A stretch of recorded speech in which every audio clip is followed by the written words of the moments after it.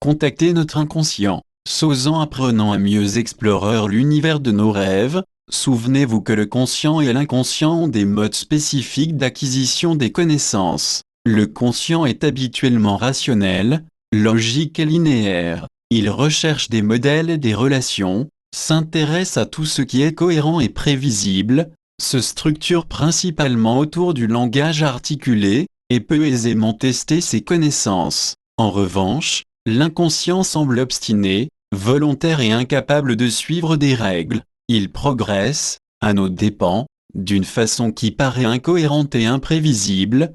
Quelquefois, il donne l'impression de refuser délibérément de coopérer. Nous avons tout constaté comment la raison peut dissimuler une angoisse alors que nos émotions stimulées par l'inconscient continuent de l'entretenir. Il serait irréaliste d'attendre de l'inconscient qu'il réagisse comme le conscient. Il peut au terme d'une longue période d'effort, continuer à prétendre ignorer le message que vous tentez de lui faire passer, et vous récompenser quand vous avez perdu tout espoir. Il est important d'être patient et de ne pas vous imaginer que l'inconscient va nécessairement réagir. L'inconscient ressemble au conscient dans sa façon de répondre aux sollicitations. Vous devez lui faire comprendre que vous lui accordez beaucoup d'importance. Remerciez-le pour les rêves dont il vous gratifie et de toute amélioration de votre vie onirique.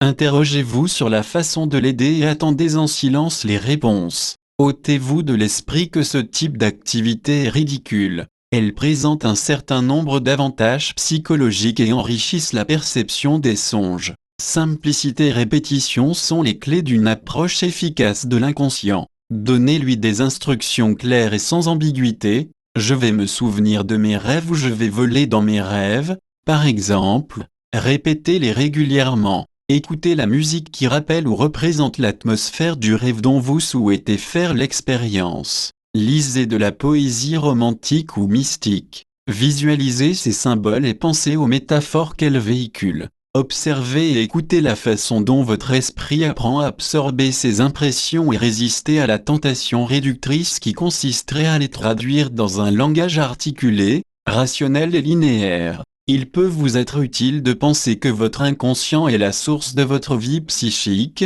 et que le conscient est une espèce de revêtement constitué par l'apprentissage. Plus votre esprit sera rigide et inflexible, plus l'émergence de votre inconscient à la conscience sera difficile. Nous pouvons également encourager les différents contenus de notre vie psychique à s'interpénétrer en utilisant de simples métaphores visuelles. Imaginez que votre conscient est un portier sérieux, puritain, qui maintient fermée la porte par laquelle votre inconscient tente vainement d'entrer. Visualisez à présent le conscient ouvrant la porte et accueillant l'inconscient comme s'il s'agissait d'une sœur ou d'un frère perdu de vue. Et observez comment les deux versants de votre vie psychique conviennent qu'ils ont beaucoup à apprendre l'un de l'autre. Assurez-vous que, dorénavant, ils travailleront de concert et en parfaite harmonie.